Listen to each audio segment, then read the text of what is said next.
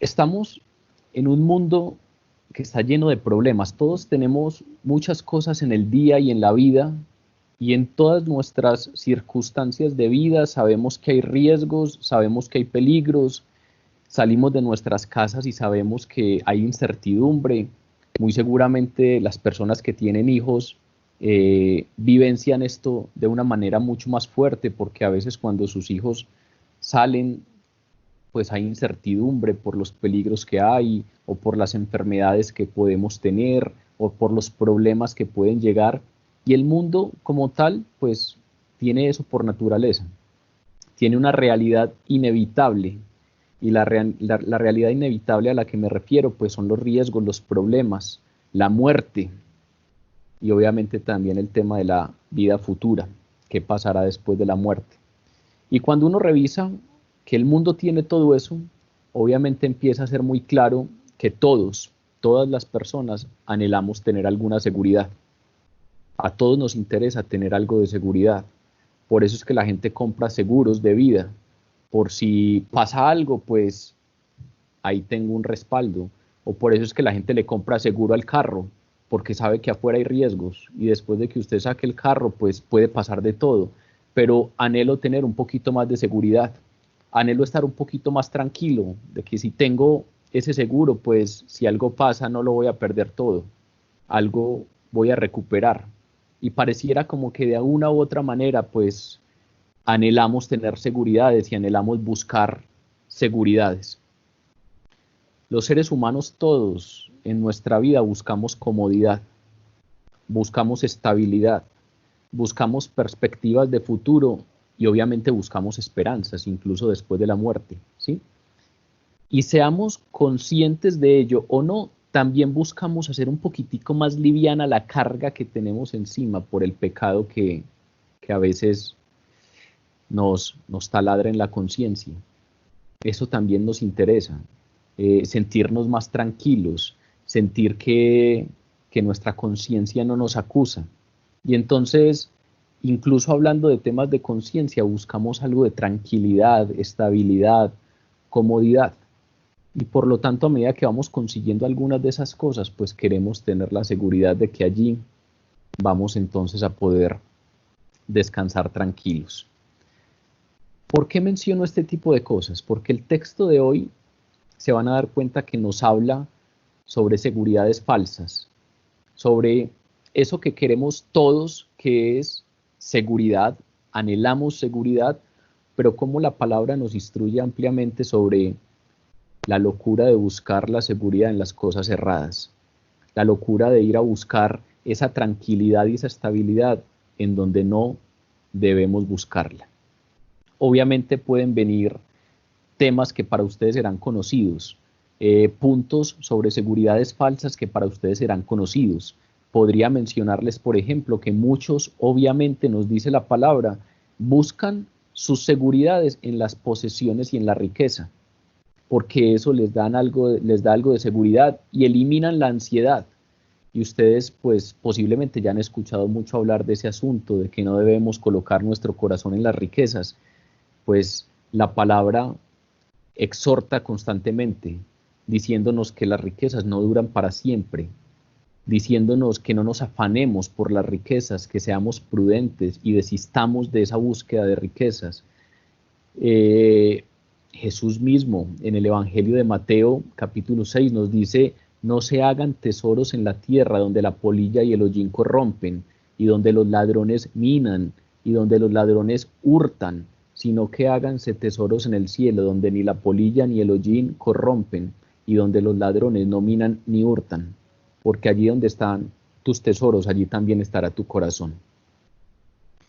Entonces, por todas partes vemos que la palabra nos ilustra acerca de cuidado, no pongan su seguridad, no pongan su esperanza y su tranquilidad en las riquezas.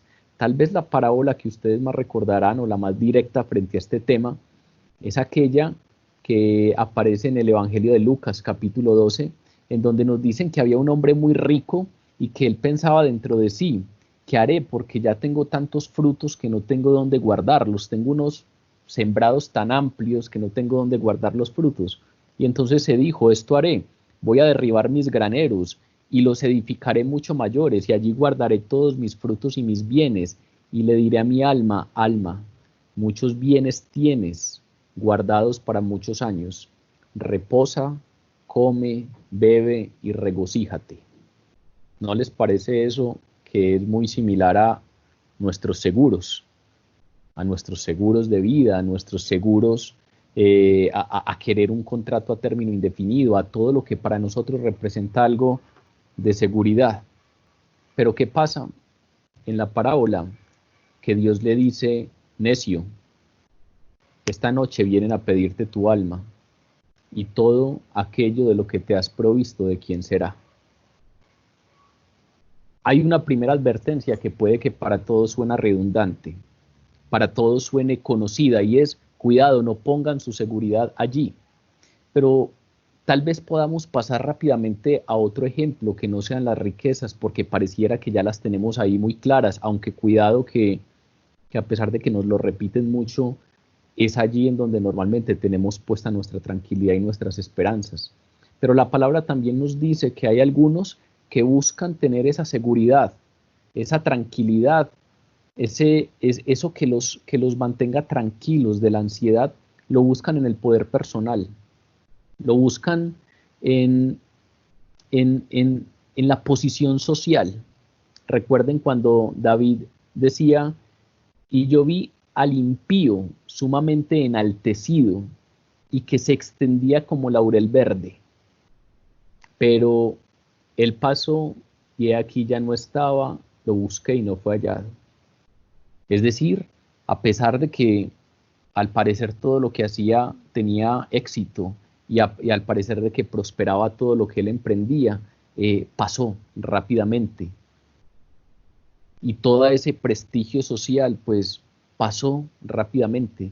Y hay algunos que quieren calmar y pretenden calmar la angustia de sus corazones en esa posición social, pero también seguramente si ponen su esperanza allí quedarán desilusionados prontamente. En el Evangelio que estamos estudiando nos hemos dado cuenta que nos han hablado mucho de los escribas y de los fariseos, y Jesús habla de ellos como aquellos que aman los primeros asientos en las cenas y las primeras sillas en las sinagogas y que los saluden en las plazas. Es decir, como que su posición social les da seguridades. Tener un buen trabajo, ser reconocidos, tener cierto éxito, tener cierto prestigio, los da seguridades. Estoy tranquilo porque si me echan de allí, pues yo ya soy una persona reconocida, me emplearán fácilmente por allí. Estoy tranquilo porque me he hecho un buen nombre, estoy tranquilo porque me reconocen socialmente. Cuidado, porque ese es otro de los puntos en donde la palabra nos dice, es normal que pongan allí su esperanza, pero todos los que así lo hagan saldrán desilusionados. Es más, la palabra, quien lo creyera, hasta nos advierte y nos dice, cuidado con poner su seguridad en la apariencia física. Pareciera que hoy en día, en el mundo en el que estamos, tan materialista, pues aquellos que tienen una buena apariencia física muy probablemente se pueden sentir seguros, se pueden sentir más conformes consigo mismo, tendrán menos seguramente problemas de autoestima, tal vez, porque hay algunos que ponen su seguridad en la apariencia física, pero Proverbios también nos dice cuidado porque la apariencia es engañosa, engañosa es la gracia y vana es la hermosura. Y fuera de eso no da seguridad verdadera porque nuestro hombre exterior se va desgastando. Y aparte de eso, lo más importante es que la gente se fija en las apariencias, pero Dios mira el corazón. Y muy seguramente ahí, rápidamente, puede que hayan muchas otras más cosas. Mencioné algo del dinero, mencioné algo de la posición social, mencioné algo de la apariencia física, y tal vez podríamos llenar nuestras manos con posibles lugares en donde ponemos nuestra seguridad. Cada uno de ustedes allí donde está tal vez pueda mirar un poco hacia adentro y pensar en dónde estoy yo poniendo mi seguridad. Si alguien hubiera podido tener descanso y paz en su corazón con las cosas terrenales, ese era el rey Salomón. Nos dice Eclesiastés que Salomón intentó todo. Buscó esa seguridad y esa tranquilidad en la sabiduría humana, la buscó en el hedonismo, la buscó en el entretenimiento, la buscó en el sexo, la buscó en el trabajo y la buscó en las riquezas. Pero después de experimentarlo todo, la conclusión a la que llegó después de tales búsquedas es que eso no es más que absurdo, vanidad de vanidades, todo es vanidad. Dice Salomón en Eclesiastés que buscar la tranquilidad y la seguridad en todas esas cosas es como correr tras el viento. Y al final se dio cuenta que la seguridad viene de estar relacionado correctamente con Dios. Dice en el capítulo 12 de Eclesiastés, el fin del asunto es este: teme a Dios y cumple sus mandamientos, porque esto es el todo de la vida del hombre. El propósito, la seguridad, la tranquilidad está en Dios, solamente en Dios. Cualquier intento de ubicar la seguridad y la esperanza en cosas temporales y terrenales seguramente va a llevar a fracasar. Eso fue con lo que se encontró Salomón. No hay otra manera de encontrar tranquilidad. Ahora, ¿por qué menciono esto? ¿Por qué menciono este asunto de cuidado con buscar la seguridad en las cosas falsas? Pues porque de allí podríamos saltar fácilmente a que nuestra única seguridad hoy en día que estamos buscando a Dios y que somos cristianos es a través de la salvación en Jesucristo. Jesús, a través de su muerte y su resurrección, nos da seguridades. Nos da seguridad de hacia dónde vamos. Nos da seguridad de qué es lo que nos espera. Recuerden lo que dice Pablo en el capítulo 8 de Romanos. Ni la muerte, ni la vida, ni los ángeles, ni los demonios, ni lo presente, ni lo porvenir, ni los poderes, ni lo alto, ni lo profundo, ni cosa alguna en toda la creación podrá apartarnos del amor que Dios nos ha manifestado tener en Jesucristo nuestro Señor. Es decir, la palabra también nos dice en dónde encontramos nuestra seguridad. Pero allí viene un punto importante, que es el que quiero hacer notar para introducir el tema de hoy. Y es que así como a veces ponemos la esperanza o la tranquilidad en las riquezas o en la posición social o en la apariencia física, pues estas cosas a medida que vamos avanzando en el Evangelio parecen muy obvias y parece muy claro que allí no debe estar nuestra esperanza. Y entonces obviamente aparece claro que nuestra esperanza tiene que estar en Jesús, nuestra esperanza tiene que estar en Dios. Pero el texto de hoy nos va a hablar de algo que nos tiene que llamar la atención al respecto, y es que Satanás conoce el anhelo que todos tenemos de seguridad, que el diablo conoce que usted y yo anhelamos la seguridad, la estabilidad, la tranquilidad, pero fuera de eso, también conoce que el único que puede proveerlo es el Evangelio. Entonces, seguramente hay personas afuera que no conocen del Evangelio y que fácilmente traen su corazón a las riquezas o a su posición social, pero nos dice el texto de hoy, y nos dirá el texto de hoy, que el diablo sabe claramente que nosotros, los que estamos aquí adentro, los que estamos en el camino del discipulado, también anhelamos esa seguridad y que muy seguramente la estamos buscando en el Evangelio. Y por lo tanto, ofrece la fuente última de esperanza mentirosa. ¿Cuál es? La religión falsa. El texto de hoy es como si nos estuviera diciendo: tengan mucho cuidado porque predicamos mucho acerca de no poner la esperanza en las riquezas y no poner la esperanza en la posición social y no poner la esperanza en ninguna de estas cosas. Y ténganlo muy presente, no lo vayan a olvidar. Hay que tener mucho cuidado que no empecemos a tener una relación desproporcionada con las riquezas, con la posición social y que nuestra esperanza esté allí.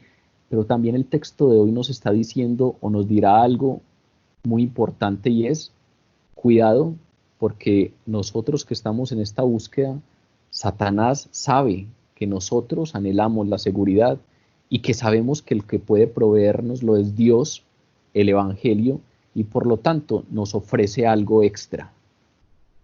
Nos ofrece una última esperanza mentirosa. ¿Y es cuál? nos da una religión falsa. Procura que en medio de esta búsqueda que tenemos, tengamos religiones falsas que no nos lleven a Dios. La religión falsa es una estrategia mortal. ¿Por qué? Porque nos hace pensar que estamos bien con Dios cuando en realidad no lo estamos. Nos dan tranquilidad, acallan nuestra mente, nos hacen sentir tranquilos con nuestra vida, nos hacen sentir que tenemos dónde descansarnos, nos hacen sentir que estamos bien con Dios cuando en realidad no lo estamos. Ese sentido artificial de seguridad miente, nubla nuestra conciencia, ciega nuestra necesidad espiritual del Evangelio y por lo tanto nos sentimos tranquilos cuando realmente no nos estamos encontrando con Dios. Hoy se van a dar cuenta que el texto nos habla de eso. Nos habla de algunos que tienen falsas seguridades. A este tema, precisamente cuando estaba pensando en un título, le coloqué seguridades falsas, porque el texto por todas partes nos habla de eso. Pero cuando a uno le mencionan el asunto de seguridades falsas, precisamente se le vienen a la cabeza aquellas que mencioné al principio, el dinero, la posición social, la apariencia, etc. El texto de hoy no nos va a hablar nada de eso. No pierdan cuidado frente a ellas, pero el texto de hoy no nos va a hablar nada de eso. ¿Saben cuáles son las seguridades falsas de las que nos va a hablar el texto de hoy? Supuestas relaciones con Dios. Relaciones con Dios que tenían las autoridades judías, que los hacían sentir seguros, que los hacían sentir tranquilos, pero finalmente, como les dice Jesús, creían estar bien con Dios cuando en realidad no lo estaban. Hoy vamos entonces a abordar un texto que sigue el diálogo que comenzó en el versículo 31, y en esta porción del diálogo que abordaremos hoy, Jesús confronta precisamente la seguridad falsa que tenían los judíos, los cuales buscaban esa seguridad en su legalismo, en aquella religión en donde se sentían tranquilos por su propia justicia. Y a través de este texto, Jesús demolió esa falsa seguridad. La falsa seguridad de ellos, vuelvo y repito, es ¿cuál? La religión. ¿Y qué hizo Jesús? Demolió esa falsa seguridad y les dijo, cuidado con eso. Y no tenía tan mala apariencia como el dinero, y no tenía tan mala apariencia como el sexo, y no tenía tan mala apariencia como buscar el prestigio propio, y no tenía tan mala apariencia como todas esas cosas que siempre se nos vienen a la cabeza cuando pensamos en falsas seguridades. No, tenía muy buena apariencia. ¿Era qué? La búsqueda de Dios, la religión, la falsa seguridad de las personas con las que está dialogando hoy Jesús en este texto es la falsa religión. Demolió entonces Jesús esa falsa seguridad que tenían los judíos sobre la vida eterna y refutó tres afirmaciones que le van a hacer a Jesús en este diálogo. Los judíos tenían una gran seguridad en que eran hijos físicos de Abraham. Los judíos tenían una gran seguridad porque eran hijos espirituales de Abraham. Y a partir de allí los judíos tenían una gran seguridad porque eran hijos de Dios. Y Jesús demuele estas tres falsas seguridades y les hace notar que aunque creían estar muy cerca de Dios, en realidad no lo estaban. Vamos entonces a leer el texto para comenzar nuestro estudio. Evangelio de Juan, capítulo 8, versículos 37 al 47. Dice: sé que sois descendientes de Abraham, pero procuráis matarme, porque mi palabra no haya cabida en vosotros. Yo hablo lo que he visto cerca del Padre, y vosotros hacéis lo que habéis oído cerca de vuestro padre.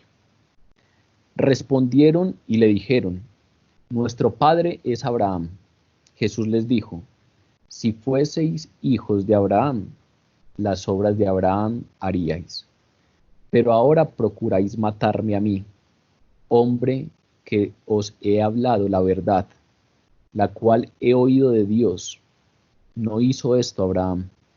Vosotros hacéis las obras de vuestro padre. Entonces le dijeron: nosotros no somos hijos nacidos de fornicación. Un padre tenemos que es Dios. Entonces Jesús les dijo: si vuestro padre fuese Dios, ciertamente me amaríais, porque yo de Dios he salido y he venido, pues no he venido de mí mismo, sino que Él me envió. ¿Por qué no entendéis mi lenguaje? Porque no podéis escuchar mi palabra. Vosotros sois de vuestro padre el diablo, y los deseos de vuestro padre queréis hacer. Él ha sido homicida desde el principio, y no ha permanecido en la verdad, porque no hay verdad en él. Cuando habla mentira, de suyo habla, porque es mentiroso, y es el padre de la mentira. Y a mí, porque digo la verdad, no me creéis.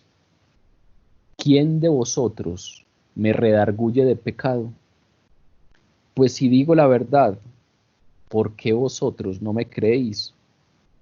El que es de Dios, las palabras de Dios oye.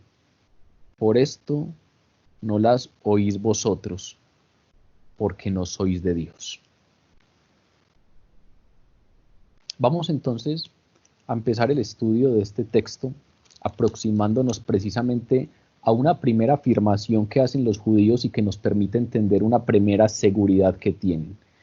Esa afirmación es ser hijos físicos de Abraham. Nos dicen los dos primeros versículos, el 37 y el 38. Sé que sois descendientes de Abraham, dice Jesús. Es decir, sé que fisiológicamente ustedes vienen de Abraham. Sé que todas las tribus de Israel vienen de Abraham. Sé que ustedes son descendientes de Abraham, pero procuráis matarme, porque mi palabra no haya cabida en vosotros. Yo hablo lo que he visto cerca del Padre, y vosotros hacéis lo que habéis oído cerca de vuestro Padre. Lo primero que nos encontramos en estos dos versículos es que Jesús reconoció la validez de la afirmación que los judíos habían hecho anteriormente. Hace 8 días, si recuerdan el texto que estudiamos, recordarán que en el versículo 33 nos habíamos encontrado con que los judíos le respondieron a Jesús: nosotros somos linaje de Abraham. Es como si Jesús en este caso estuviera reconociendo precisamente la validez de esta afirmación. Es como si les estuviera diciendo: sí, yo sé que ustedes son linaje de Abraham, yo sé que ustedes descienden de Abraham, yo sé que ustedes fisiológicamente descienden de Abraham, son descendientes físicos de Abraham.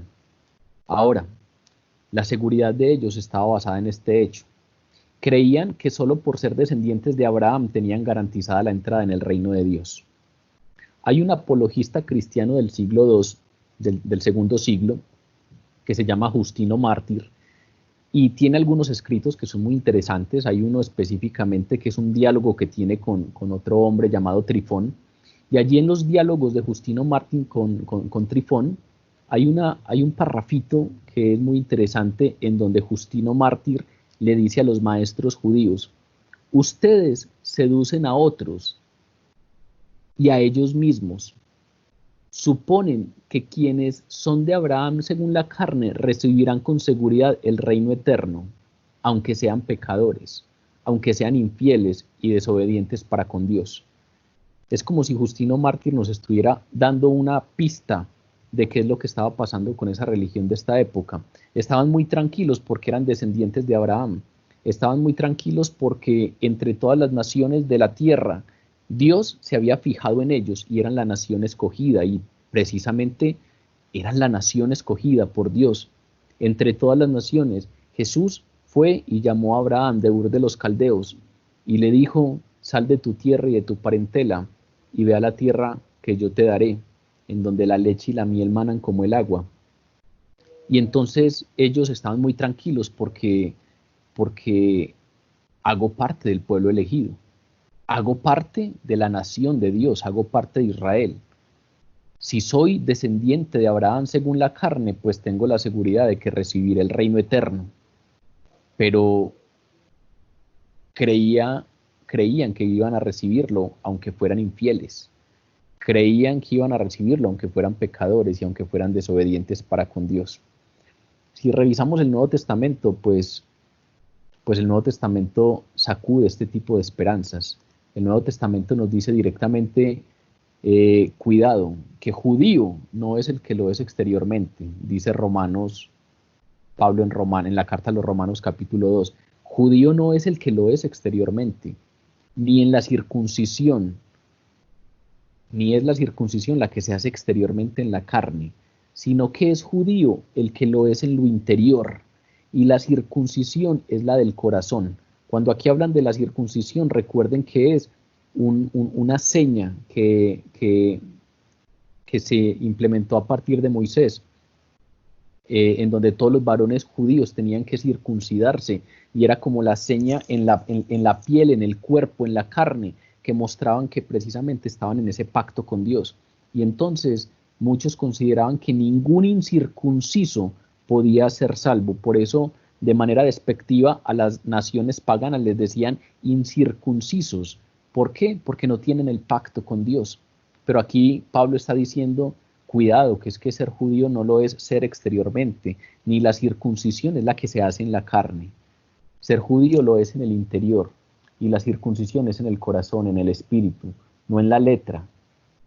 La alabanza de la cual no viene de los hombres, sino de Dios. Es decir, tengan mucho cuidado con esas seguridades que vienen de esos nacionalismos. Yo soy del pueblo de Israel, entonces estoy tranquilo. Ser descendiente étnico y físico de Abraham no cuenta si no se circuncida el corazón. La limpieza del pecado efectuada por el Espíritu en la salvación es la que cuenta. Si no, esas bendiciones prometidas a los judíos no significan nada.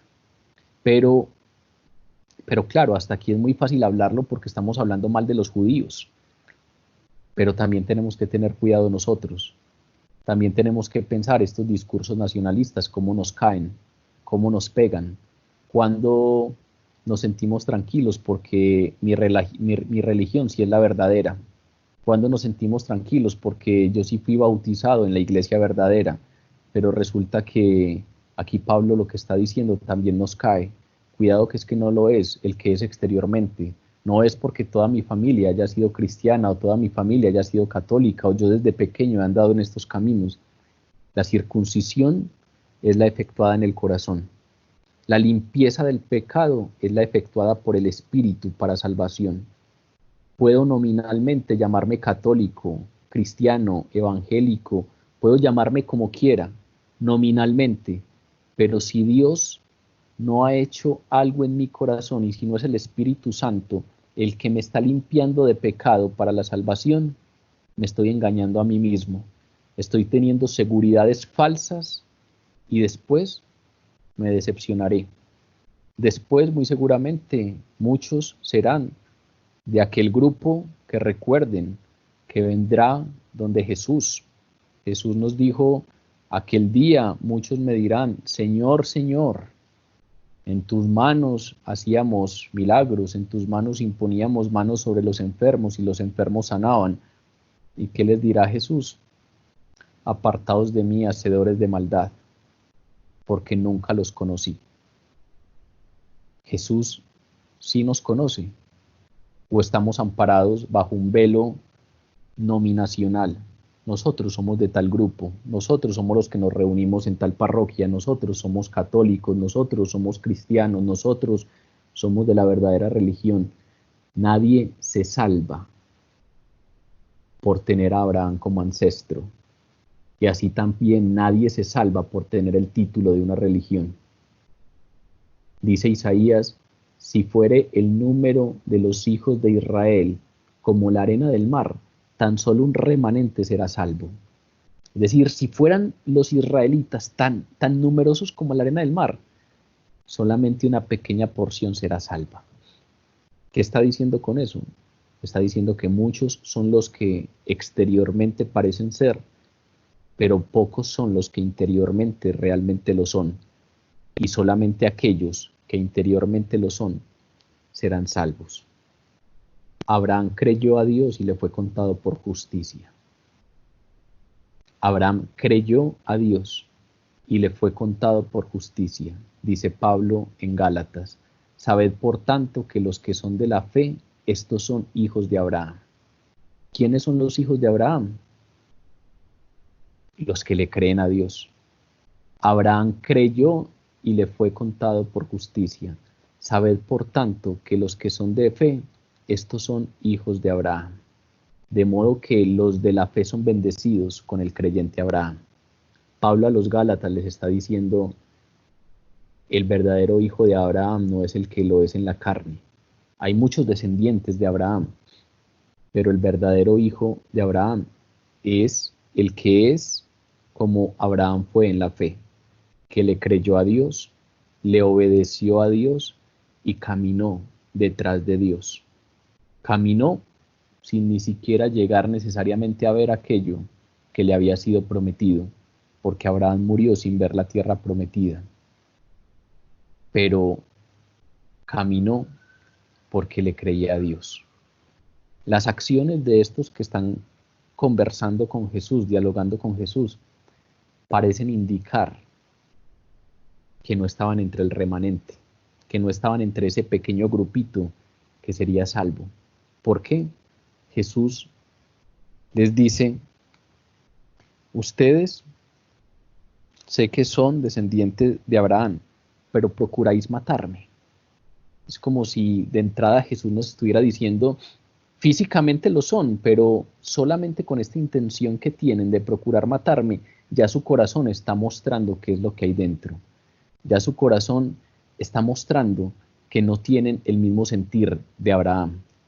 Abraham se gozó en que había de ver en algún momento la venida del Mesías. Hay muchos que creyeron, que murieron en la fe, sin poder recibir lo prometido, pero nos dice la palabra que creían en Dios y como que lo estuvieron mirando de lejos, lo creyeron, aunque no aparecía ahí delante de ellos, lo creyeron. De ahí viene esa definición tan linda que encontramos en Hebreos acerca de que la fe es la certeza de lo que se espera, la convicción de lo que no se ve. La convicción de lo que no vemos. Abraham es el padre de la fe, porque andó como viendo al invisible, porque andó por certezas que tenía en su corazón, no por lo que veía. Pero los judíos que están aquí, muy a diferencia de Abraham, no caminaban así. Buscaban matar a Jesús. Abraham esperaba al Mesías. Estos buscaban matarle. A diferencia de Abraham, quien creía en la palabra de Dios, en estos no hallaba cabida la palabra. En estos no tenía eco la palabra de Dios. Estos rechazaban su enseñanza. Hay un término griego muy lindo que aparece aquí en este texto, cuando en el versículo 37 dice, mi palabra no haya cabida en vosotros.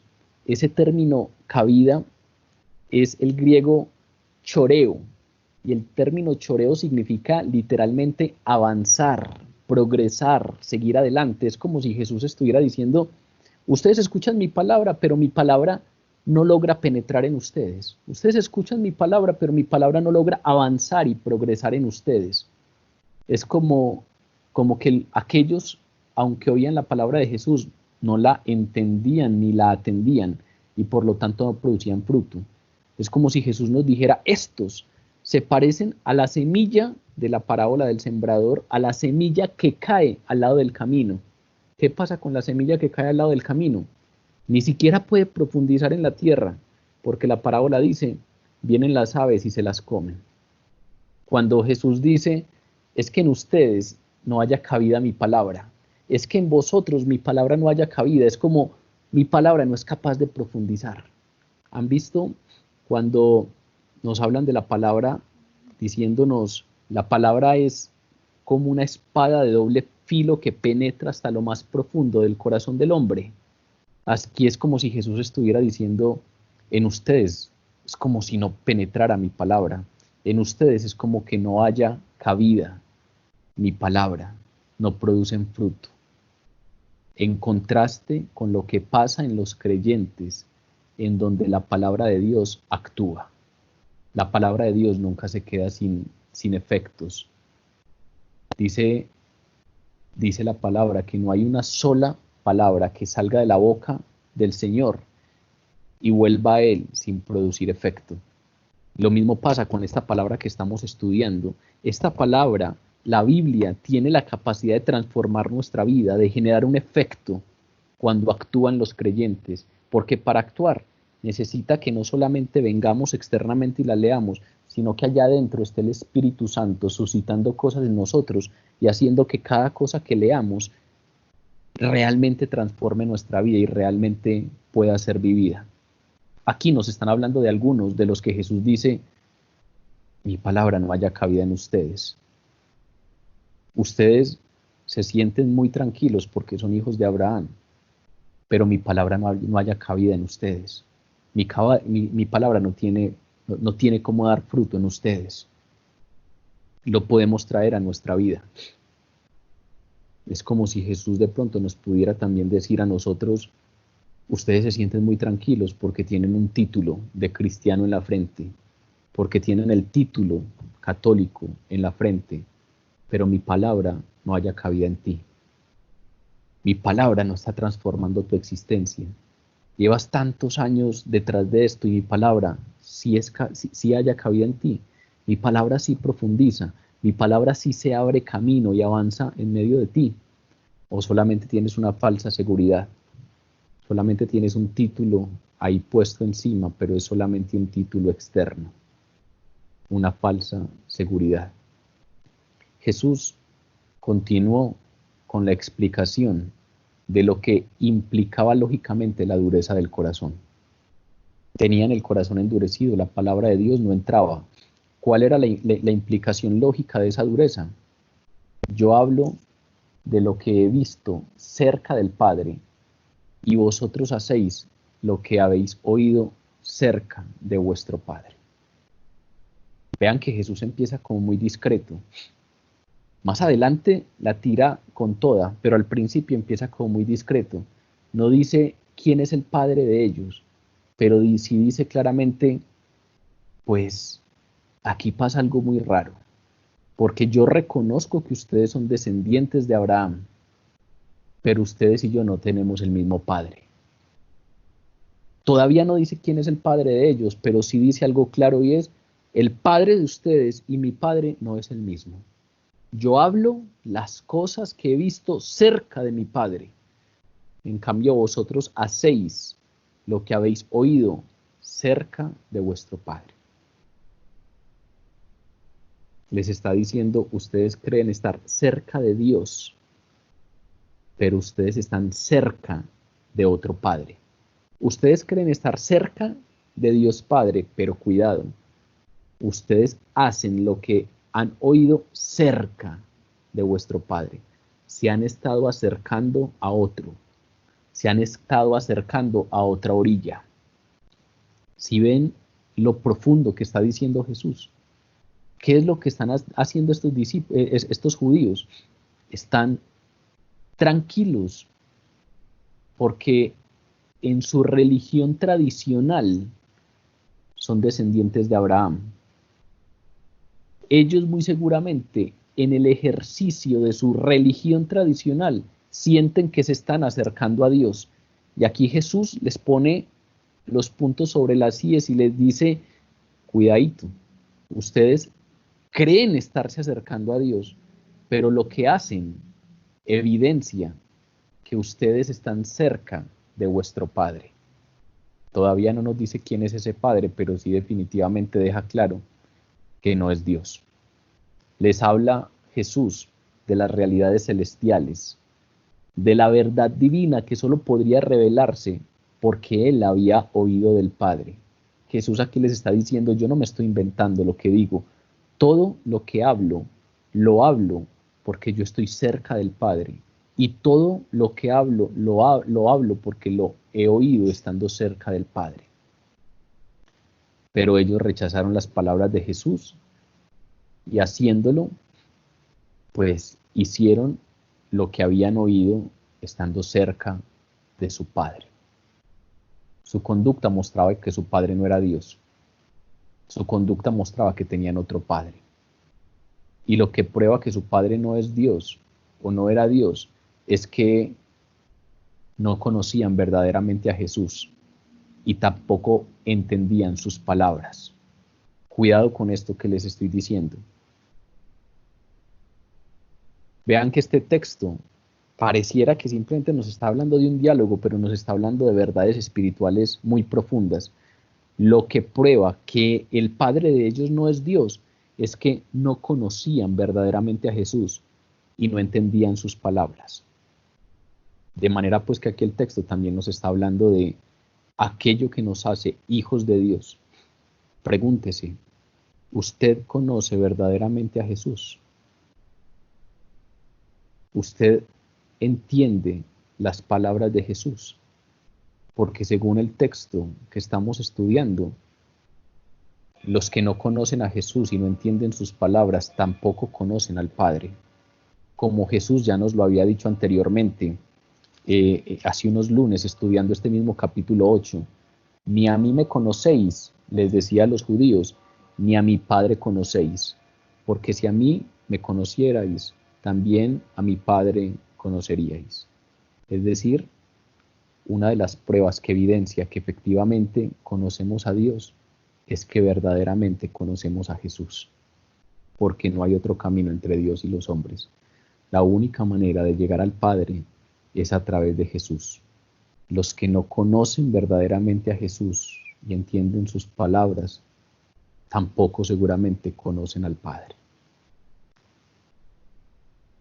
Lo primero entonces que nos dice este texto es, en estos dos primeros versículos hay una seguridad. Y vean que esa seguridad no tiene tanto que ver con esas seguridades obvias. No tiene tanto que ver con que Jesús, así como le dijo al joven rico, ve y vende todo lo que tienes y sígueme. Y el joven rico se fue triste, porque tenía su esperanza y su vida puesta en esas riquezas.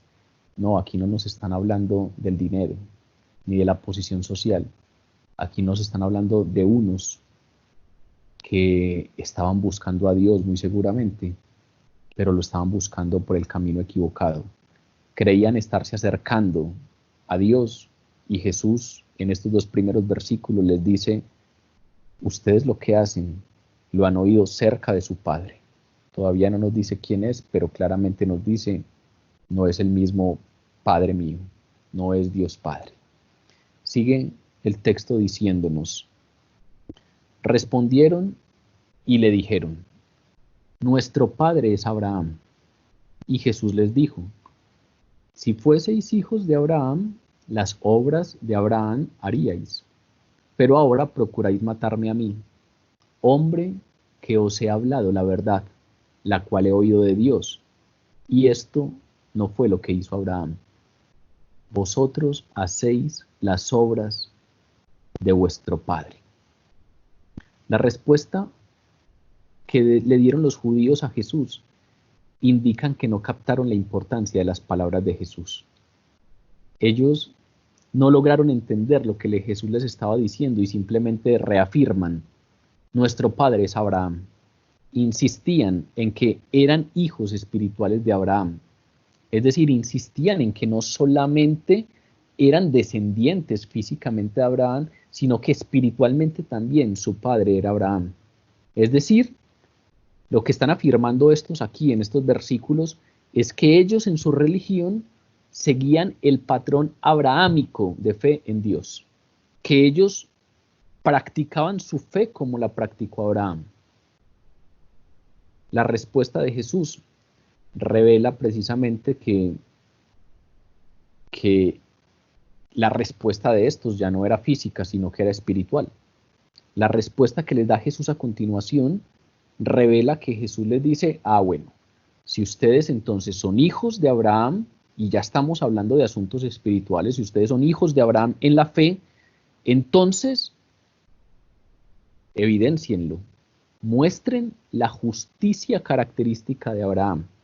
Es decir, el cuestionamiento de Jesús señala que hay una discrepancia, que no hay una conexión clara entre los actos de estos judíos y los del patriarca Abraham. Como que Jesús les dice, bueno, si ustedes están afirmando que son hijos en la fe de Abraham, pues muéstrenlo, porque sus actos están mostrando lo contrario. Hay una discrepancia entre los actos de ustedes y los actos de Abraham. ¿Por qué? Deducimos eso a partir de la afirmación de Jesús: si fueseis hijos de Abraham, las obras de Abraham haríais. Si ustedes fueran hijos en la fe de Abraham, entonces las obras de Abraham harían. Abraham, para los que no tienen en este momento la idea completa de quién era, Abraham es el patriarca del pueblo de Israel. Abraham era un hombre que vivía en Ur de los Caldeos, un lugar lleno de pecado, y Dios lo llamó y le dijo: sal de tu tierra, sal, deja tu familia, y yo te voy a indicar el lugar donde debes ir, y te voy a dar una descendencia más numerosa que las estrellas del cielo y las arenas que hay en el mar. Abraham vivía allí y vivía con su esposa Sarai, que era estéril, y Abraham creyó, a pesar de que cuando Dios lo llamó, ya él y su esposa eran de edad avanzada. Y efectivamente, Dios visitó a su esposa y curó su matriz estéril, y pudo dar a luz un hijo, que es Isaac. Y luego Isaac tuvo un hijo que es Jacob. Jacob en algún momento le cambian el nombre por Israel. E Israel tiene 12 hijos, que son las 12 tribus, que de allí vienen las 12 tribus de Israel. Entonces, cuando hablamos del pueblo de Israel, hablamos de esas 12 tribus, cuyo patriarca es Jacob, pero el abuelo de Jacob es Abraham, es decir, aquel al que le dieron la promesa es Abraham. A Abraham le dijeron: ve y sal de tu tierra y de tu parentela, y vete para la tierra que yo te mostraré, y en ti serán benditas todas las naciones de la tierra. En ti serán benditas todas las naciones de la tierra. Y Abraham creyó. Abraham era un hombre de una fe extraordinaria. En la carta de Gálatas, capítulo 3, Pablo habla de nuevo acerca de esta fe de Abraham. Dice: Abraham creyó a Dios y le fue contado por justicia. Sabed, por tanto, ya lo habíamos hablado, que los que son de la fe, estos son los hijos de Abraham. Y la Escritura, previendo que Dios había de justificar por la fe a los gentiles, dio de antemano la buena nueva a Abraham, diciendo: en ti serán benditas todas las naciones, de modo que los de la fe son bendecidos con el creyente Abraham. Abraham es un hombre que le creyó a Dios, a pesar de que su esposa era estéril. Imagínense a alguien que les dice: yo te voy a dar descendencia tan numerosa como las estrellas del cielo, pero resulta que yo ya soy viejo y mi esposa es estéril. Pero Abraham creyó, dejó a su familia, dejó su tierra y siguió y caminó detrás de Dios hacia donde Dios le mostró. A diferencia de Abraham, estos no caminaban así detrás de Dios. A diferencia de Abraham, que le creía a Dios y que sabía que todo lo hacía Dios, sabía que él era contado como justo porque creyó, porque le creyó a Dios. A diferencia de Abraham, estos intentaban obtener el favor de Dios por sus propios méritos, por sus propias obras. Ya hemos podido hablar durante estos estudios que hemos venido haciendo acerca de la base de los esfuerzos legalistas que tenía la religión judía, específicamente la secta de los fariseos. Lo tenía de una manera mucho más marcada. Ellos intentaban obtener el favor de Dios por esos esfuerzos legalistas, por afiliaciones religiosas. Estaban tranquilos por ese trasfondo étnico, nacionalista. Pero la salvación viene solo por Jesucristo. Estos no estaban obrando como obraba Abraham. Si de verdad hubieran sido hijos de Abraham, habían hecho las mismas obras que él hizo. Pero aquí Jesús nos está diciendo que en vez de hacer las mismas obras de Abraham, que le creyó a Dios, estos procuraban matarlo. Un hombre que estaba hablando la verdad de Dios, ellos procuraban matarle. Y tales intenciones asesinas estaban lejos de la obediencia de Abraham. Es como si Jesús les estuviera diciendo directamente: la desobediencia y el rechazo que ustedes muestran para con el Hijo de Dios prueban que no son hijos espirituales de Abraham, porque esto no lo hizo Abraham. Por eso les dijo: si ustedes fueran hijos de Abraham, harían las obras que hizo Abraham. El contraste es muy claro. Abraham no era un asesino. Estos procuraban matar a Jesús. Abraham obedecía a Dios y amaba la verdad de Dios. Vean que amaba la verdad de Dios por encima de sus propias verdades. ¿Cuál era la verdad de Dios? Te daré descendencia y en ti serán benditas todas las naciones. ¿Cuál era la verdad que él veía frente a sus ojos? Soy viejo, mi esposa es anciana y somos estériles. La verdad que tenía frente a sus ojos, la evidencia que tenía frente a sus ojos es: somos una pareja de edad y mi esposa es estéril. Pero ¿cuál era la verdad de Dios? Sal de tu tierra y yo te daré una descendencia más abundante que las estrellas del cielo, y en ti serán benditas todas las naciones de la tierra. Y él prefirió creerle a Dios en vez de creer la evidencia que tenía frente a sus narices. Abraham obedecía y amaba la verdad de Dios. Estos rechazaban la verdad de Dios. Vean que Jesús dice directamente: ustedes procuran matarme a mí. ¿Por qué? Porque he hablado la verdad. ¿Cuál es la causa por la que Jesús dice que ellos pretenden matarle? Porque he hablado la verdad, la cual he oído de Dios. Y eso no fue lo que hizo Abraham. Abraham no era un asesino, ellos procuraban matarle. Abraham obedecía y amaba la verdad de Dios, ellos la rechazaban. Abraham acogió a Dios, ellos rechazaron a Dios Hijo. No sorprende entonces que Jesús les volviera a decir otra vez, sin directamente decirnos quién es su Padre, pero el versículo 41 vuelve Jesús a reiterarles: vosotros hacéis las obras de vuestro Padre. Es decir, antes les había dicho: yo hago lo que veo, lo que oigo de mi Padre, de Dios Padre. Ustedes hacen lo que le oyen a vuestro Padre. Su Padre no es Dios, pero ahora les está diciendo: ustedes dicen que vuestro Padre es Abraham. Si su padre fuera Abraham, si vuestro padre fuera Abraham, harían lo que Abraham hizo. Ustedes no son hijos de Abraham. Ustedes hacen las obras de vuestro padre. No se confundan. Ustedes no son hijos de Dios. Ustedes son hijos de otro padre. No se confundan. Ustedes no son hijos de Abraham. Si fueran hijos de Abraham, actuarían como actuó Abraham. Creerían a Dios. La fe de Abraham estaría en ustedes. Ustedes no son hijos de Abraham. No tengan esas falsas seguridades. Ustedes hacen las obras de vuestro Padre. Las obras que hacen no son de Dios. Las obras que hacen no son las que hizo Abraham. No hay evidencia de que sean hijos de Abraham. Tienen otro Padre. Aún no nos dice quién, pero está claro por ahora que no es Dios, y está claro que no es Abraham. Llevamos 2 puntos en los que estos judíos se sentían tranquilos. Si ven la dificultad de colocar nuestras seguridades en asuntos falsos, pero que no son obviamente malos. Estos no solamente estaban tranquilos porque descendían de Abraham, sino que también tenían al padre Abraham como ejemplo de fe, pero no estaban siguiendo su ejemplo. Era el gran patriarca, pero no obraban como obró él. Tenían nombre, se hacían llamar hijos de Abraham, pero realmente no tenían naturaleza de hijos de Abraham. Parecían, pero no eran. Apartaos de mí, hacedores de maldad, porque nunca los conocí.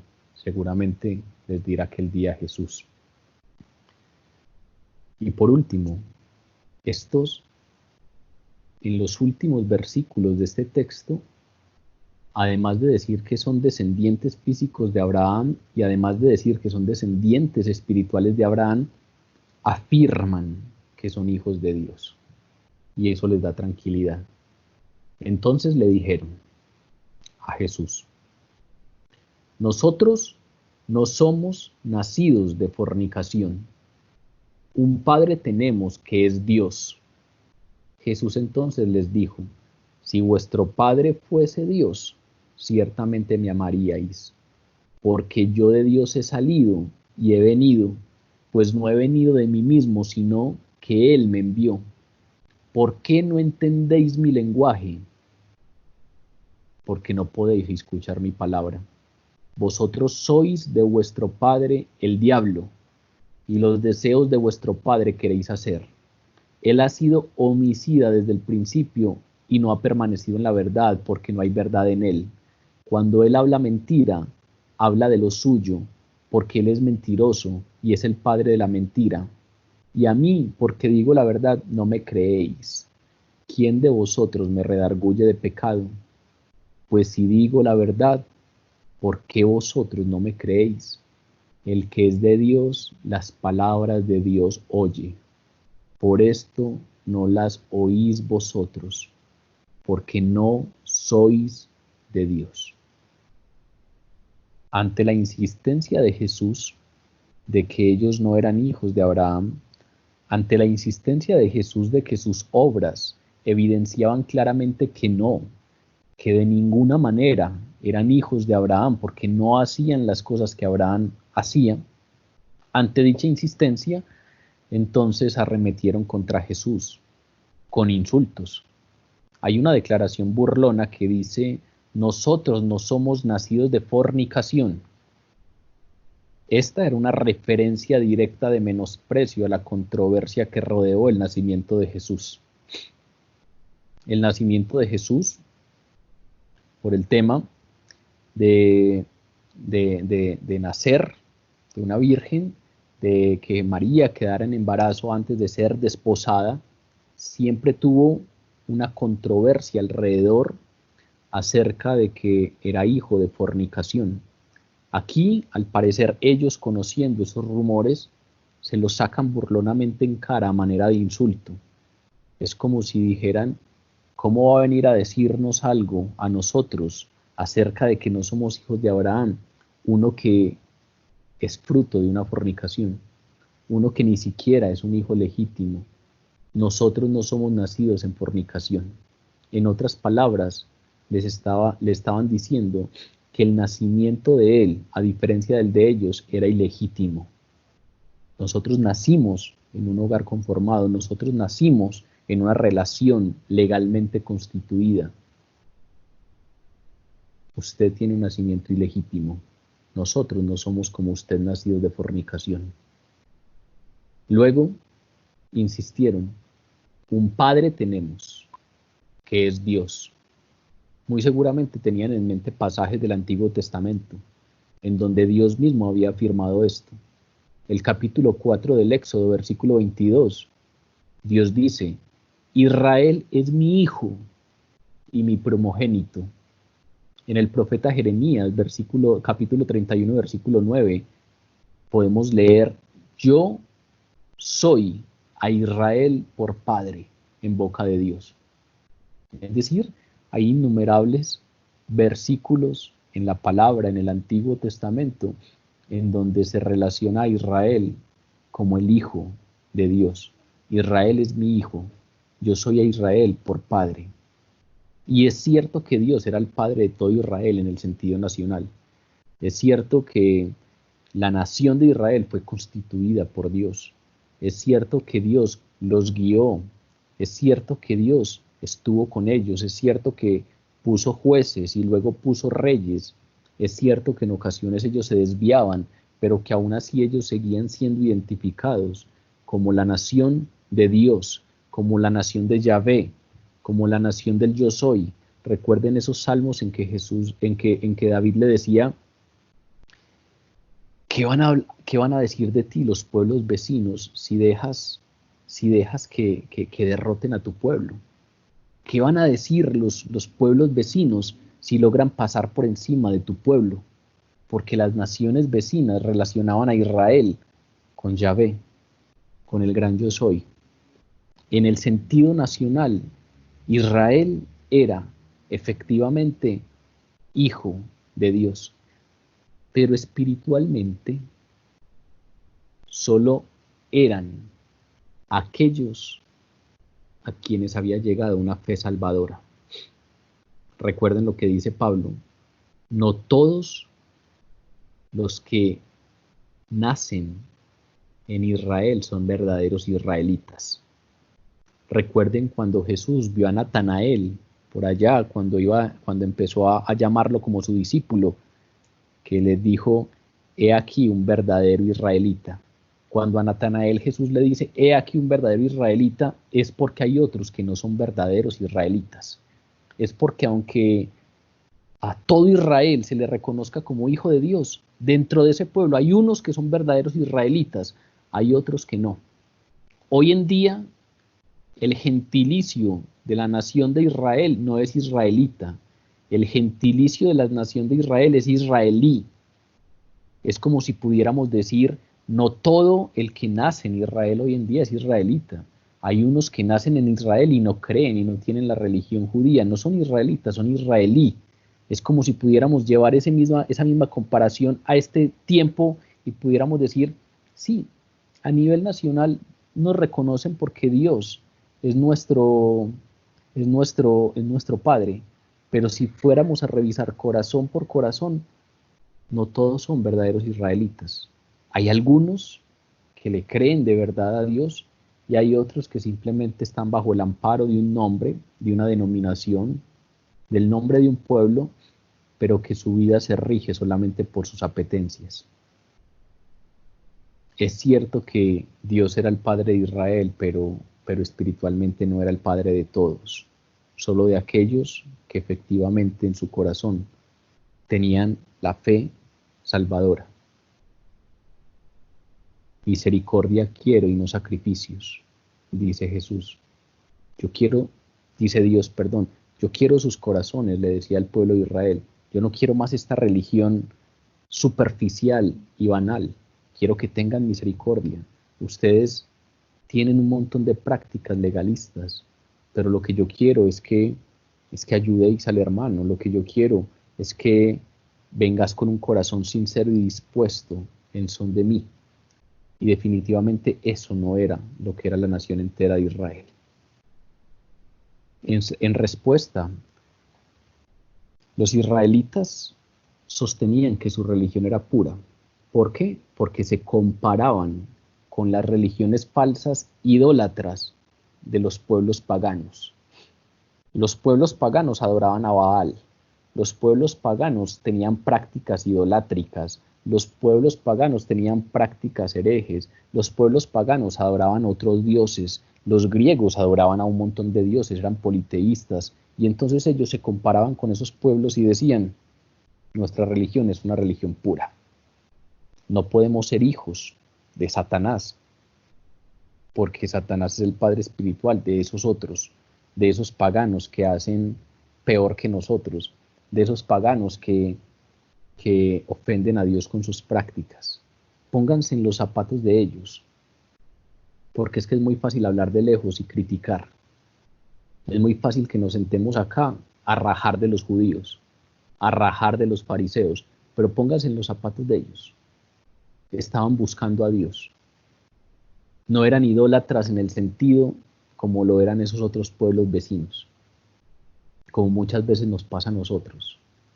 Es que aquellos hacen y deshacen, yo al menos no hago eso y eso me hace sentir tranquilo. Es que aquellos viven de tal y tal manera, yo al menos no hago eso. Estos sentían una falsa tranquilidad. Nosotros somos hijos de Dios. ¿Por qué? Pues porque no hacemos lo que hacen esas religiones paganas que están alrededor nuestro. Y eso nos hace pensar que nuestra religión es la religión pura.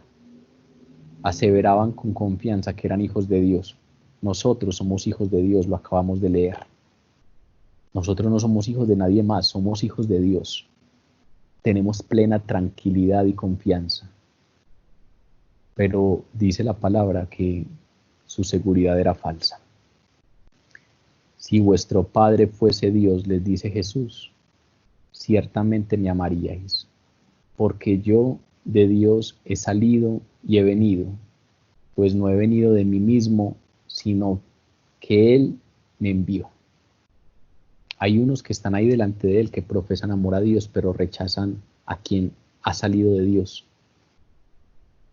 Y aquellos que rechazan a aquel que ha salido de Dios, entonces no pueden ser verdaderamente hijos de Dios. Y por rechazar a Jesús, entonces los líderes judíos contradecían la afirmación de que Dios era su Padre. El que no honra al Hijo, no honra al Padre que le envió. Jesús también advirtió después, el que me aborrece a mí, también a mi Padre aborrece. Los hijos de Dios se caracterizan por amar a su Hijo. Pero vuelvo y repito, con riesgo de ya sonar cansón, póngase en los zapatos de ellos. ¿Ustedes creen que ellos rechazaron a Jesús porque abiertamente querían rechazar a Dios? ¿O rechazaron a Jesús creyendo que haciéndolo agradaban a Dios? Estos pobres hombres estaban sinceramente equivocados. Tenían un corazón que quería buscar a Dios y lo buscaba seguramente no de una manera sincera. Tenían falsas seguridades, estaban tranquilos por ser hijos de Abraham. Muy seguramente no tenían en su corazón esa búsqueda sincera por Dios, pero estaban allí, tranquilos, seguros, creyendo que se estaban acercando a Dios, creyendo que eran la nación santa de Dios. Pero aquí Jesús les dice, si vuestro Padre fuese Dios, me amaríais. Y definitivamente vuestras obras muestran que no, que por mucho que lo crean y por mucho que lo digan y por mucho que se mientan a sí mismos, ustedes no son hijos de Dios. Luego, Jesús les hizo una pregunta retórica, una pregunta que no esperaba respuesta, una pregunta que Jesús mismo contestó. ¿Por qué no entendéis mi lenguaje? La respuesta era obvia. Ellos no podían escuchar su palabra. ¿Por qué no entendéis mi lenguaje? Y Jesús inmediatamente se responde, porque no podéis escuchar mi palabra. Su incapacidad para escuchar y entender a Jesús probaba que no eran hijos de Dios. Su incapacidad para que la palabra tuviera cabida en ellos, profundizara en ellos, mostraba que no eran hijos de Dios. Ahora, a este punto del diálogo, Jesús, sin rodeos, declara eso que había estado implícito en los versículos 38 y 41. Eso cuando les decía, ustedes están cerca de su Padre, ustedes hacen las obras de su Padre, pero como que no dejaba de manera explícita clara la idea. Aquí ya sin dar rodeos, de manera clara y explícita, declara, ustedes no son hijos de Dios. Ustedes puede que sean físicamente hijos de Abraham, pero espiritualmente no lo son. Ustedes tampoco son hijos de Dios. Ustedes son hijos del diablo. Por lo tanto, no sorprende que quisieran hacer los deseos de su padre. Así como los hijos físicos, los hijos biológicos que tienen los padres terrenales, que tenemos nosotros, se asemejan los hijos a los padres. Recuerden ese dicho popular pues que tenemos de tal palo, tal astilla. Es como si dijéramos, siempre hay alguito ahí que se viene con los genes y entonces, así como el padre, normalmente así el hijo, de tal palo, tal astilla. Es como si aquí Jesús dijera, así como los hijos se parecen en algunas cosas, no en todas, pero en algunas cosas se parecen a sus padres terrenales, así ustedes se asemejan a su Padre.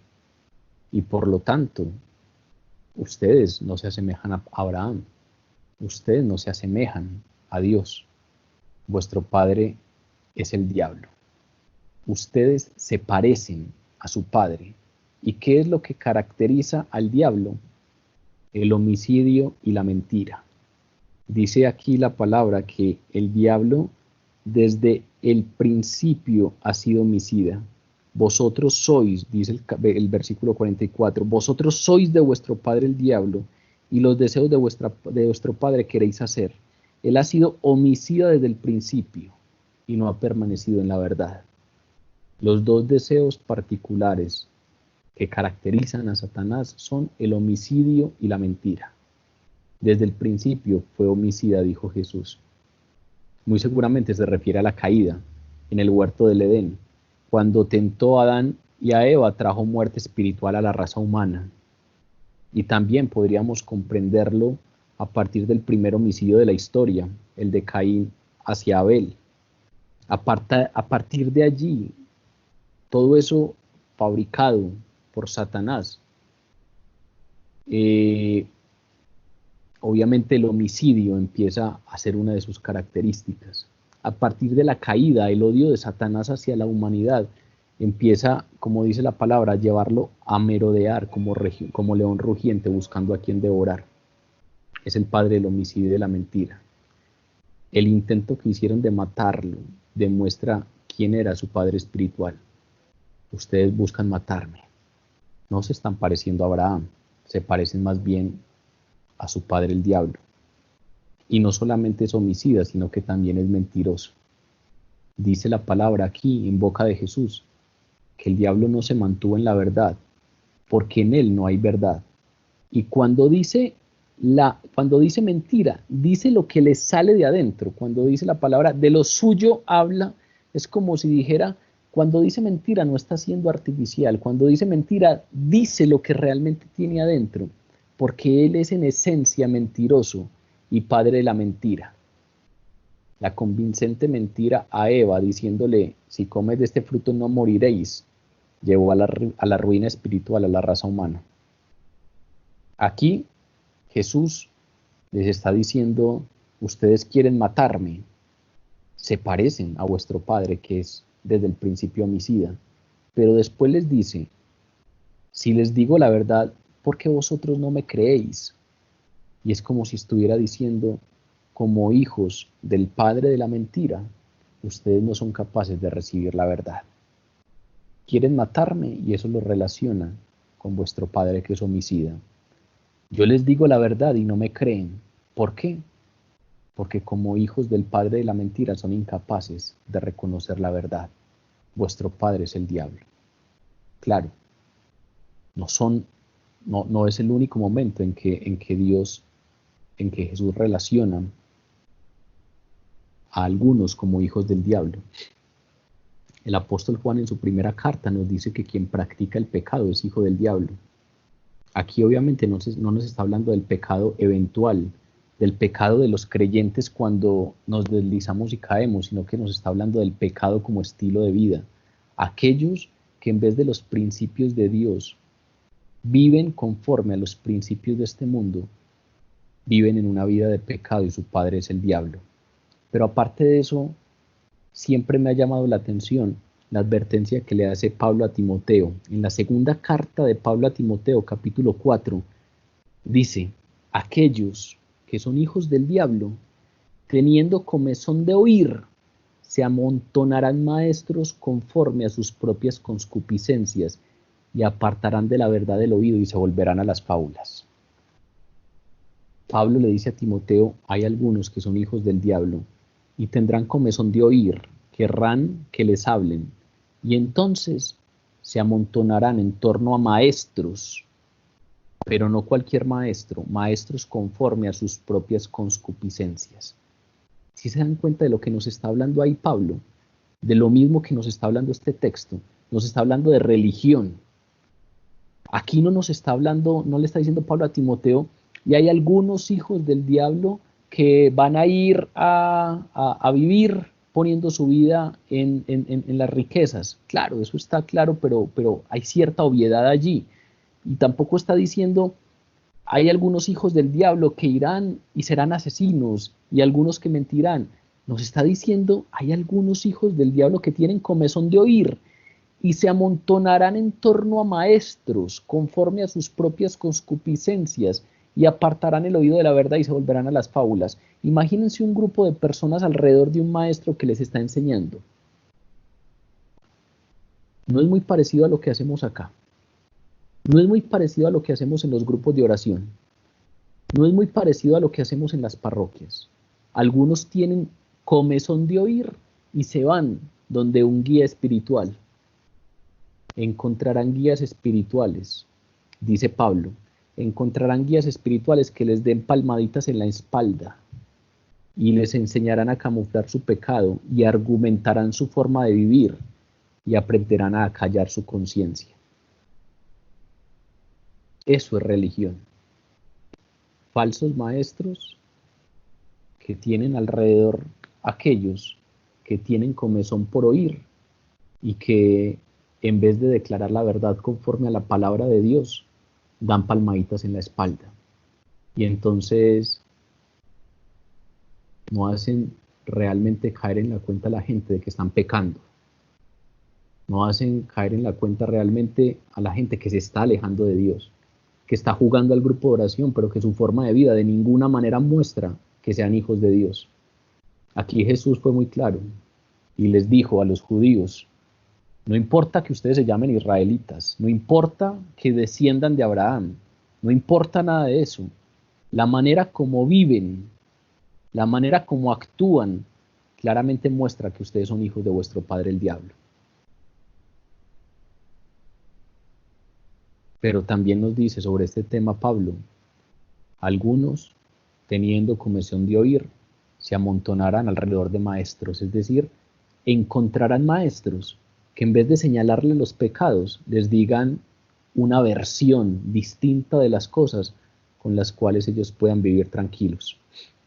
Y muy seguramente tenemos en nuestra iglesia versiones de la palabra en donde algunas cosas que en la palabra dicen claramente que son pecado, ya no son pecado.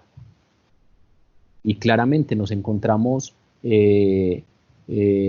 maestros que son capaces de darle la vuelta a la palabra de tal manera que lo que la palabra señala y dice, ven a los pies del Señor y el Señor te puede sacar de ese estilo de vida, resulta que no, que ya no es pecado y que Dios te acepta tal y como eres, y si Dios te hizo así, pues así te aceptará, y ya eso no tiene cabida porque esos eran cuentos mojigatos de otras épocas, y entonces muy seguramente habrá maestros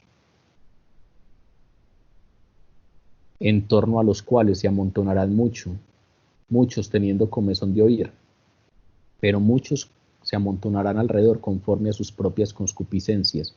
¿Y qué dice Pablo? Apartarán el oído de la verdad. El problema aquí no es los maestros, el problema es que lo que se dice allí no es la verdad. Apartarán el oído de la verdad y se volverán a las fábulas. ¿Y eso a qué suena? A religión. Yo me siento mucho mejor porque ya estoy yendo al grupo de oración. Yo me siento mucho mejor porque no soy un israelita cualquiera, yo soy un fariseo, que me preocupo por cumplir la ley, que me preocupo por guardar el sábado, que me preocupo por cada uno de los rituales legalistas. Me siento mucho mejor porque bajo mi propia opinión tengo una vida distinta. ¿Y qué les acaba de decir Jesús? Ustedes no son hijos de Dios. Su manera de vivir y su manera de actuar a leguas muestra que son hijos del diablo. Religión. Encontrarán guías espirituales que les den palmaditas en la espalda y que les enseñarán a argumentar su forma de vida, que les enseñarán a callar su conciencia y que les enseñarán a alejar el oído de la verdad, y que encontrarán allí falsas seguridades. Nos estamos acercando a Dios. Cuidado, este texto nos está diciendo, cuidado, que no todo lo que tiene apariencia religión acerca a Dios. Cuidado, que la única manera de llegar al Padre es acercándonos a conocer verdaderamente a su Hijo. Cuando el Señor concluía esta sección, les hizo un reto muy particular a sus oponentes con dos preguntas. retóricas. La primera pregunta, ¿cuál fue? ¿Quién de vosotros me redarguye de pecado? ¿Qué quiere decir eso? ¿Quién de vosotros puede probar que soy pecador? Ustedes me rechazan sabiendo que yo les estoy diciendo la verdad. ¿Quién de ustedes me puede probar que yo soy pecador? Es una afirmación sobre su completa santidad y su completa separación del pecado. Lo que hace es darnos una luz clara de aquello que el Nuevo Testamento nos dice por todas partes. Jesús no conoció pecado. Jesús fue tentado en todo según nuestra semejanza, pero sin pecado. Jesús es santo, inocente, sin mancha, apartado de los pecadores. Solo Él es santo, solo Él tiene esa relación íntima con el Padre, y solo Él, que es así, se atrevería a lanzar ese reto. ¿Quién de ustedes puede probarme que soy pecador? Aunque ellos creían erróneamente que era culpable de pecado, no pudieron probarlo, no pudieron culparlo de nada. No sé si eso les trae a la cabeza esa conversación que tuvo Jesús delante de Anás, cuando iba a ser sentenciado a muerte. Cuando estaba delante de Anás, durante su juicio, Jesús lanzó un reto semejante. Le dijo a Anás: si he hablado mal, testifica en qué está el mal. Y si he hablado bien, ¿por qué me golpeas?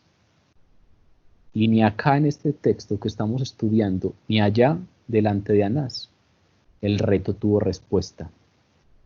Ninguno fue capaz de mostrar que una sola palabra de lo que hablaba Jesús estuviera mal. Ninguno fue capaz de demostrar que en algo de lo que afirmó Jesús hubiese mentira. A pesar de que estaban contra él, ninguno fue capaz de probar nada en contra de Jesús, porque en él está la completa santidad. Y la segunda pregunta retórica que tira Jesús es: ¿y si digo la verdad, por qué no me creéis? Es decir, si ustedes no son capaces de culparme de ningún pecado, es decir, si yo no soy culpable de pecar, es porque estoy diciendo la verdad. Y si estoy diciendo la verdad, ¿por qué no me creen? ¿Con qué argumentos me rechazan? ¿Con qué argumentos rechazan lo que estoy diciendo? Cuando ellos no respondieron esa pregunta, Jesús les dijo: el que es de Dios, las palabras de Dios oye. Por esto no las oís vosotros, porque no sois de Dios. Jesús mismo se respondió: si no pueden culparme de ningún pecado, es porque digo la verdad. Y si digo la verdad, ¿por qué no me creen? El público guardó silencio y Jesús mismo se respondió: la razón por la que ustedes no me creen es que el que es de Dios oye las palabras de Dios, pero el que no es de Dios no las oye. Por esto no las oís vosotros, porque no sois de Dios.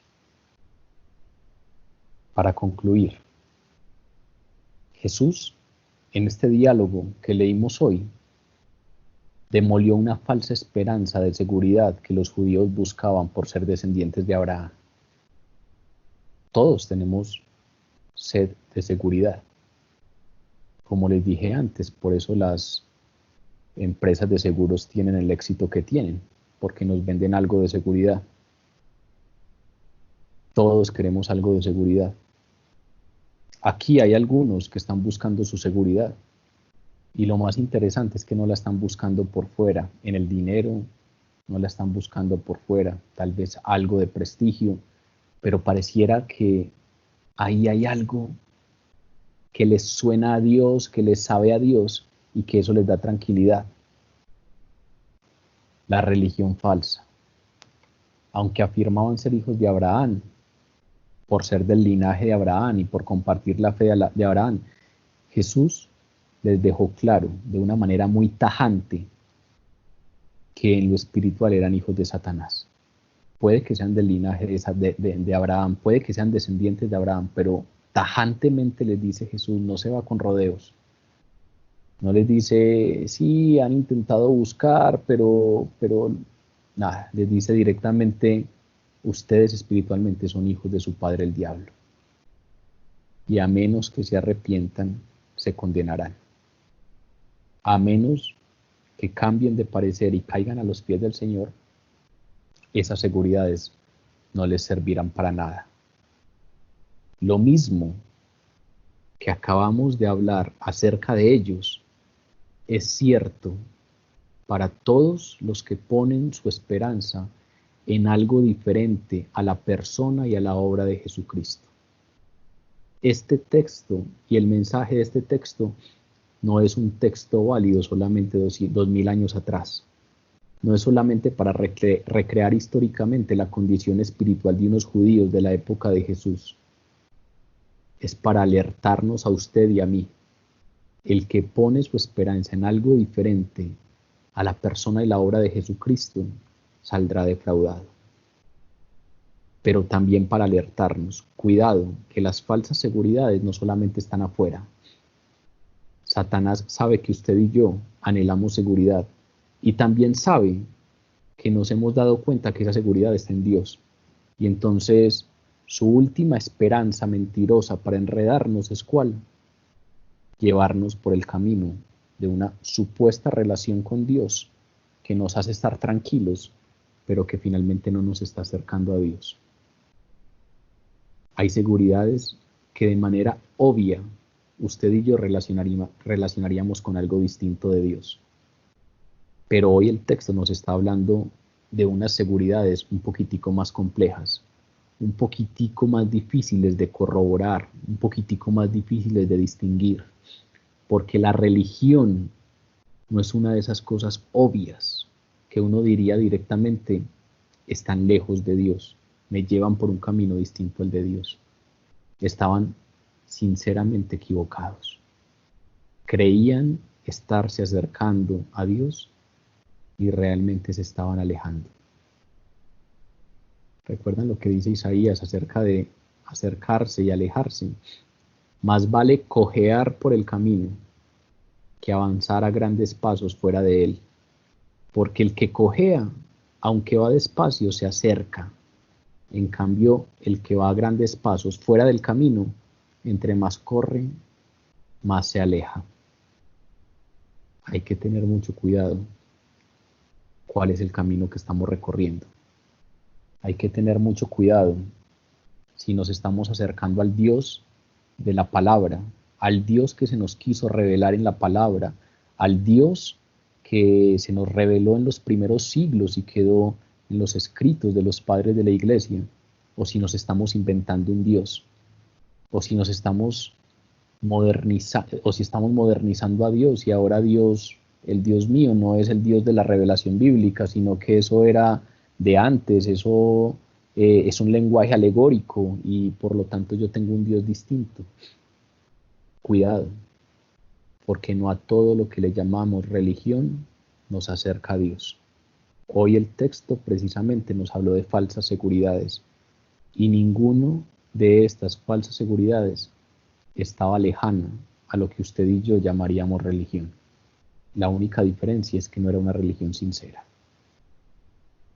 La única diferencia es que no era una religión que efectivamente me tuviera a los pies del Señor, rindiendo mi vida y mi voluntad delante de Él, sino que era una religión nominal que me dejaba tranquilo.